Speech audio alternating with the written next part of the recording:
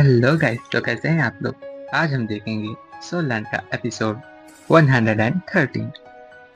अब तक हमने देखा था कि स्टारड्यू फॉरेस्ट के अंदर इंसान और जानवर सोल स्पिरिट ट्रांसफॉर्मेशन के एक्सपेरिमेंट के लिए जमा हो गए होते हैं, जिसके अंदर एक एक्सपेरिमेंट के दौरान टाइगर युहाउट को पीछे से अटैक कर देता है, जिसे तुरंत काउंटर अटैक में युहाउ मार देता है। अब आगे उस टाइगर को मारने के बाद डियर किंग युहाउ को मारने के लिए एक टेरर क्लॉ का अटैक कर देता है, जिसे ड्रैगन किंग टीतान रोक देता है एंड उस डियर बीस्ट को दूर फेंक देता है। ये देखकर डियर बीस्ट कहता है कि टीतान, क्या तुम अब भी इस इंसान को बचाना चाह रहे हो जिसने क्या हम में से एक साथी को मार दिया है? उसे तो मरना ही होगा। ये सुनकर वहाँ पर जितने भी जानवर होते हैं वो भी उसके हाँ में हाँ मिलाते हुए घुर्राने लगते हैं। डीतान कहता है कि बियर किंग, तुम फिर से मेरे खिलाफ जाने की साजिश की। तुम्हें क्या लगता है कि मैं तुम्हें नहीं मार सकता? ये कहकर वो अपने आकार को बड़ा करते हुए ड्रैगन क्लॉ से उस बियर किंग के ऊपर अटैक करना शुरू कर देता है। उसके इस अटैक को देखकर सारे जानवर और इंसान घबरा जाते हैं, क्योंकि इस ड्रैगन क्लॉ की प्रेशर इतनी होती है कि वहाँ पर कोई भी जानवर अपने पैरों पर खड़ा नहीं हो सकता। ये ड्रैगन क्लॉ अटैक खुद ड्रैगन गॉड के वंशजों को भी ये विरासत में मिली हुई होती है, जिसके अंदर ड्रैगन गॉड का ऑरा प्रेजेंट होता है। जब भी इसके इस्तेमाल से किसी के ऊपर भी अटैक कर देते हैं तो उसकी बॉडी ही नहीं बल्कि उसकी सोल भी तुरंत डिस्ट्रॉय हो जाती है। इसके इस अटैक को देखकर बियर किंग डीतान से माफी मांगना शुरू कर देता है। वो कहता है कि मैं गलत था, मुझे माफ कर दो। मैं माफी की भीख मांगता हूँ, प्लीज मुझे माफ कर दो। मैं वादा करता हूँ कि कभी भी तुम्हारे खिलाफ नहीं जाऊंगा। तभी एम्परर बीजी डीतान को कहती है कि बीजान, ये इसकी आखिरी गलती होगी, प्लीज उसे माफ कर दो। ये सुनकर डीतान रुक जाता है, पर फिर भी वो बियर किंग को थोड़ा इंजोर कर देता है ताकि वो उसके खिलाफ फ्यूचर में कभी न जा सके। कहता है कि मैं तुम्हें माफ कर रहा हूँ, अगर तुम फिर से यही गलती दोहराए तो तुम्हें अपनी जान से हाथ धोना पड़ेगा। ये कहकर वो उससे अपने टेल से मारकर दूर फेंक देता है और सारे जानवरों की तरफ देखकर कहता है कि कोई और है जो मेरे खिलाफ जाने की कोशिश करे तो अभी सामने आ जाओ। मैं उन्हें मारकर उनकी आत्मा को जहन्नुम की आग में फेंक दूंगा और ऐसा निश्चित करूंगा कि वो कभी दोबारा जन्म न ले सके। उसके इस गुस्से को देखकर सारे जानवर उसके सामने झुक जाते हैं। तभी मास्टर जो कहता है कि मैंने डीतान को कम कराता आंका था, उसकी पावर तो बहुत ही ज्यादा है। तभी वो एक व्हाइट टाइगर को बुलाता है जो कि किसी फाइट में घायल हुआ होता है। तो तब से उसकी कल्टीवेशन स्टॉप हो गई होती है। वो युहाउ को कहता है कि तुम इसके ऊपर एक्सपेरिमेंट करो, ये 20,000 सालों पुराना एक टाइगर है। अगर तुम इसकी सोल को ट्रांसफर कर दोगे तो इसे एक और जन्म मिल जाएगा। तभी वो सोल ट्रांसफॉर्मेशन प्रक्रिया को स्टार्ट करता है एंड उस टाइगर को हिदायत देता है कि जो भी प्रोसेस हो रहा है तुम उसके विरुद्ध न जाओ एंड मैं जो बोल रहा हूँ वो इसी तरह से करते जाओ। तभी वो बियर की आत्मा को निकाल कर दाएं के अंग बदन में ट्रांसफर करना स्टार्ट करता है एंड कुछ मंत्र उच्चारण के बाद उस टाइगर की बॉडी जमीन पर आकर गिर जाती है, जिसे देखकर सारे टॉप बीस्ट घबरा जाते हैं एंड कहते हैं कि टाइगर तो मर गया। ये देखकर सारे इंसान भी घबरा जाते हैं। टाइगर की लाश को बेसुध पड़ा हुआ देखकर सारे जानवर गुस्से में आकर दहाड़ना शुरू कर देते हैं। तभी दाई होगाई अपनी पावर को एक्टिवेट कर देता है एंड अपने सोल एनिमल व्हाइट टाइगर को भी समन करता है एंड व्हाइट टाइगर एंड अभी का जो चेंड ब्लैक ड्रैगन होता है उन दोनों को एक दूसरे के साथ मर्ज कर देता है। जिसे देखकर सारे इंसान और जानवर खुश हो जाते हैं। दायु बाय रेस्पेक्ट देते हुए उस ड्रैगन एम्पर के सामने झुक जाता है। दीतान युहाव को बधाई हुए देता हुए कहता है कि तुमने एक इतिहास में बहुत बड़ा नाम कमा लिया है। तभी युहाव नेक्स्ट एक्सपेरिमेंट के लिए वॉलंटियर्स को बुलाता है, जिसमें पार्टिसिपेशन के लिए दोनों इंसान और जानवर अपने नाम को दर्ज करने के लिए उत्साह में आ जाते हैं। हर एक चाह रहा होता है कि वो उसके ऊपर एक्सपेरिमेंट कर दे। इसी तरह कई दिन और रात के बाद उस एक्सपेरिमेंट की सक्सेस रेट 90% हो जाती है and total 91 pair of soul masters को अपनी स्पिरिट बीस्ट मिल जाते हैं। तभी युहाव सामने आकर बताता है कि इस प्रक्रिया के दौरान मुझे एक और जानकारी मिल गई है कि 1000 और 10,000 का अगर बीस्ट कोई स्पिरिट बीस्ट बनना चाहे तो वो अपने मास्टर को 2 सोल रिंग दे सकता है, जो कि इंसानों के लिए काफ़ी हो जाती है। अगर इस प्रक्रिया को हम जारी रखेंगे तो इंसानों की सोल रिंग की मांग को पूरा कर सकते हैं और किसी भी बीस्ट को अगली बार से मरना नहीं पड़ेगा। एंड वो सबको बताते हुए कहता है कि तुम्हें इस बात का ख्याल भी रखना होगा कि तुम्हारे पास जो पावर है तुम उसी तरह के बीस्ट को चॉइस करो, वरना ये प्रोसेस कंप्लीट नहीं होगा एंड दोनों को जोखिम उठाना पड़ेगा। दीतान कहता है कि ये प्रक्रिया तो बहुत ही अच्छी है, बट मेरा एक क्वेश्चन है कि ये एक्सपेरिमेंट बस तुम ही कर सकते हो या कोई और सोल मास्टर भी इस एक्सपेरिमेंट को करने में सक्षमित है? क्या किसी और ने भी एक्सपेरिमेंट को किया तो उसे भी सक्सेस मिल जाएगी? जिसके जवाब में युहाव कहता है कि मुझे भी अभी इसके बारे में बहुत सी जानकारियाँ इकट्ठी करनी है, बट मैं ये सोल स्पिरिट ट्रांसफॉर्मेशन को प्रक्रिया को बस मेरी तरफ ही सक्षमित नहीं रखूँगा। मैं इस सोल ट्रांसफॉर्मेशन प्रक्रिया को सभी को सिखाऊंगा, बट इस सीक्रेट टेक्निक को सीखने के लिए किसी को भी अपने पास मेंटालिटी की पावर होनी चाहिए। ये सुनकर सारे इंसान और बीस्ट शॉक में आ जाते हैं। ये सुनकर पॉइजन मास्टर कहता है कि क्या तुम सच में इस टेक्निक को सभी लोगों को सिखाना चाहते हो? इससे बहुत लोगों को फायदा होगा। युहाव कहता है कि मुझे ये मेरे मास्टर ने सिखाया था और मैं उनके नाम को रोशन करना चाहता हूँ। पॉइजन मास्टर कहता है कि मैं तुम्हारे इस आभार को कभी चुकता नहीं कर सकता। युहाव कहता है कि बट इस ट्रांसफॉर्मेशन के लिए हमें कुछ रूल्स सेट करने पड़ेंगे। इस टेक्निक को बस हमें किसी के लिए सोल रिंग एक्वायर करने के वक्त ही करना पड़ेगा ताकि वो किसी भी बीस्ट को न मार सके एंड इस दुनिया में बीस्ट और इंसानों के बीच एक इक्विलिब्रियम्स मेंटेन हो जाए एंड कोई भी अपनी क्षमता को बढ़ाने के लिए बिना वजह बीस्ट को नहीं मार सके।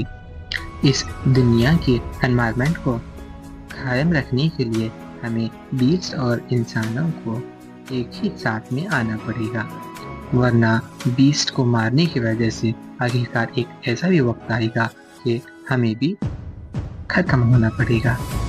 इसीलिए मैं ऐलान करता हूँ कि मैं एक नई ऑर्गेनाइजेशन को बनाने जा रहा हूँ जो सोल ट्रांसफॉर्मेशन की प्रक्रिया को करेगी। पॉइजन मास्टर कहता है कि तुम्हें किस ऑर्गेनाइजेशन के बनाने की बात कर रहे हो? युहाव कहता है कि मैं इस ऑर्गेनाइजेशन की मदद से इंसानों और बीस्ट के दरमियान के कॉन्ट्रैक्ट्स को बरकरार रखूंगा ताकि दोनों तरफ से एक समानता कायम रहे, बट इसको चलाने के लिए सिर्फ मेंटल टाइप सोल मास्टर्स को ही रखूंगा, जिसे मैं ये अपनी टेक्निक को उन्हें सिखाऊंगा। पर जब वो इस ऑर्गेनाइजेशन में एक बार शामिल हो जाते हैं तो वो इस ऑर्गेनाइजेशन को कभी छोड़कर नहीं जा सकते। वो अपने इस ऑर्गेनाइजेशन में 20 को भी पार्टिसिपेशन करने के लिए आमंत्रण करता है, क्योंकि सिर्फ इंसानों की वजह से ये ऑर्गेनाइजेशन कंप्लीट नहीं हो सकती। युहाव की इन बातों को सुनकर दीतान कहता है कि सच में मुझे अब पता चला कि स्पिरिट बीस्ट ने तुम्हारे लिए क्यों कुर्बानी की थी। तुम सच में इसके लायक हो। पॉइजन मास्टर भी कहता है कि बॉडी क्लैन के लोग भी तुम्हारा साथ देंगे। मास्टर जो भी सामने आकर कहता है कि श्रक भी तुम्हारा भरपूर साथ देगी। यह सुनकर सारे लोग खुश हो जाते हैं। मास्टर कहता है कि यूहाव, तुम इस ऑर्गेनाइजेशन का क्या नाम रखोगे? जिस पर यूहाव कहता है कि मैंने इस ऑर्गेनाइजेशन को इंसानों और बीच के दरमियान एक समानता कायम रखने के लिए इजाद किया है, तो इसका नाम स्पिरिट पगोड़ा होगा। उसके बाद इस ऑर्गेनाइजेशन की बुनियाद शुरू हो जाती है, जो कि स्टारड्यू फॉरेस्ट और श्रेक के दरमियान में होती है। श्रेक एकेडमी और बाकी के 3 क्लैंस की मदद से ये पगोड़े को बस 3 महीने के अंदर ही इसका कंस्ट्रक्शन पूरा कंप्लीट हो जाता है। एंड इस पगोड़े में सोल ट्रांसफॉर्मेशन करने वाले लोगों को सोल ट्रांसमीटर्स के नाम से जाना गया, जो कि नए प्रोफेशन के साथ उभरने लगा था। एंड इस पगोड़े में भाग लेने के लिए ड्यूलो कॉन्टिनेंट के 3 ग्रेट एम्पायर्स अपने अपने रिप्रेजेंटेटिव्स को भेज दिया था। एंड बीस्ट टेम्पर बीतान के साथ टॉप बीस्ट भी इस ऑर्गेनाइजेशन में शामिल हो जाते हैं। वो सारे काउंसिल मेंबर्स बन जाते हैं और एल्डर शॉन को इस पगोड़े के फर्स्ट मास्टर के हिसाब से चुना जाता है, जबकि यूहाव को एक महान मास्टर में चुना गया होता है। इस 3 महीने के बाद यूहाव दीतान से मिलने गया होता है एंड वो उस पगोड़े की मौजूदा हालात को बयान करते हुए कहता है कि पगोड़ा आखिरकार बन गया है एंड अब उसके अंदर टोटल 42 सोल ट्रांसमीटर्स हैं, जो कि 20 और इंसानों के दरमियान सोल कॉन्ट्रैक्ट्स को बनाने में मदद करेंगे। अब मुझे इस फॉरेस्ट को छोड़कर जाना होगा। जिस पर दीतान कहता है कि क्यों, क्या हुआ? इस फॉरेस्ट के अंदर क्या खामियां हैं कि तुम इस फॉरेस्ट को छोड़कर जा रहे हो? यहाँ तो बहुत ही अच्छी किस्म की ऊर्जा है जिसे तुम कल्टीवेट कर सकते हो। तुम चाहो तो यहाँ जिंदगी भर भी रह सकते हो एंड इस लाइफ वाटर की मदद से तुम जितना चाहो उतना कल्टीवेशन कर सकते हो।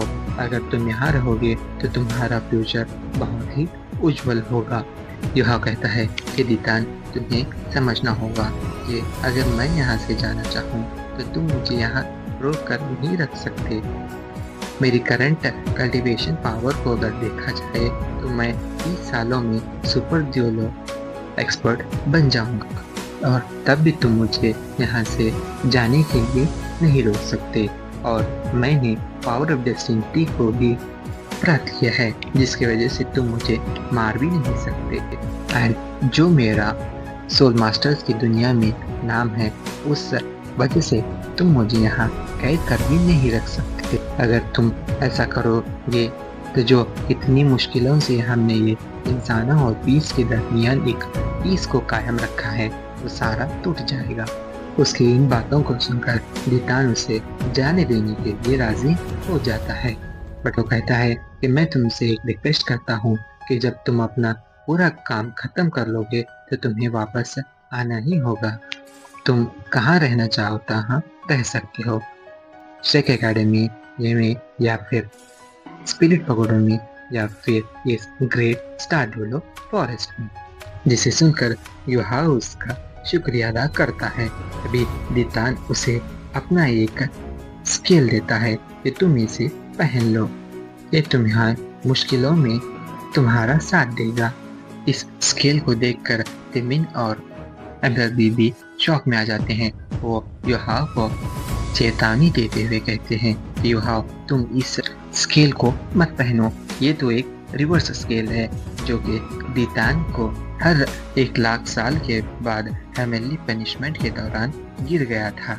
इसके अंदर उसकी बहुत सी ताकतें छुपी हुई हैं, बट उसके साथ साथ इसके अंदर हेवनली पनिशमेंट भी है जो कि तुम्हें और डिवाइन टर्न के दौरान कोई भी कनेक्शन करने से रोक सकता है। अगर तुम इसे एक बार पहनोगे तो कभी गॉड नहीं बन पाओ। जब तक मृत्यु नहीं पाते तब तक तुम इसे अपने गले से नहीं निकाल सकते। हाँ, पर अगर तुम बीतान से भी ज़्यादा अपनी पावर्स को बढ़ा लोगे तो ये अपने आप निकल कर तुमसे दूर हो जाएगा। उनकी इन चेतावनी के बावजूद भी युहाव उस रिवर्स ड्रैगन स्केल को पहन लेता है एंड उसके ऊपर पड़ रहे प्रेशर को भी वो अपने पावर से रोक देता है। वो टिमिन और एम्परर को बताता है कि मैं तुमसे वादा करता हूँ कि एक दिन ऐसा आएगा कि मैं बीतान से भी ज़्यादा पावरफुल बन जाऊँगा एंड इस स्केल की सील से मुक्त हो जाऊँगा एंड जो तुम्हारी नींदें हैं उन पर ज़रूर खड़ा। तभी वो सारे बीस को अलविदा कहकर वहाँ से चला जाता है एंड टैंकलान में आ जाता है। टैंकलान इस पर बहुत ही फल फूट रहा होता है जिसमें सोल्जर्स प्रैक्टिस कर रहे होते हैं। मैन ब्रदर यूबाई कुछ कंस्ट्रक्शन के प्लान के इंफॉर्मेशन दे रहा होता है। तभी वो ब्रदर यूबाई से कहता है कि भाई आप इस क्लैन के कामों को हमारे एक और भाई के ऊपर सौंप दो और हमें कहीं जाना होगा। ये कहकर वो उसे लेकर चला जाता है। तभी वो दोनों उस अल्टीमेट फायर एंड आइस की लेक पर आ जाते हैं जहाँ पर पॉइजनस धुंध फैली रही होती है जिसे युहाव आइस एम्परर की बैरियर को सक्रिय करके उस पॉइजन से बचते हुए फाइनली उस लेक के कोर एरिया में आ जाता है, जिसे देखकर जो बहुत ही खुश हो जाता है कि यहाँ पर तो आइस और फायर एक साथ है, तो बहुत ही उच्च किस्म का खजाना है। तभी एक हर्ब युहाव के सामने आकर कहती है कि तुम फिर से यहाँ पर क्यों आए। तब युहाव उसे बताते हुए कहता है कि तुमने मुझे पहले कहा था कि जब मैं टैंकलान की बुनियाद रखूंगा तुम मुझे यहाँ से 7 हर्ब्स ले जाने की परमिशन दोगे, तो मैं उन्हीं हर्ब्स को लेने के लिए यहाँ पर आया हूँ। जिसे सुनकर वो हर्ब मायूस हो जाती है कि आखिरकार डील है, तुम्हें जो हर्ब्स चाहिए तुम वो ले जा सकते हो, बट मैं किसी भी हर्ब्स को फोर्स नहीं कर सकती। अगर वो तुम्हारे साथ जाना चाहो तो तुम उन्हें ले जा सकते हो। तभी जाओ सामने आते हुए कहता है कि हमारी एक साथी इविल पावर से पोजेस हो गई है। लव आइलैंड की देवी ने हमें बताया था कि जब मैं 2 इमॉर्टल हर्ब्स को ले आऊँगा तो वो उस इविल पोजेसनेस से बाहर आ जाएगी। उन 2 हर्ब्स में से एक तुम हो एंड एक और हर्ब्स को आप तुम्हें ही सेलेक्ट करना पड़ेगा। जिसे सुनकर वो हर्ब कहती है कि मुझे पता है कि एक और हर्ब कहाँ मिलेगी। तो आज तक के लिए बस इतना ही। तो द फर्दर एपिसोड हम देखेंगे कि किस तरह युहाव की साथी उस इविल पोजेसनेस से बाहर आएगी। तब तक के लिए bye. Don't forget to like, share and subscribe.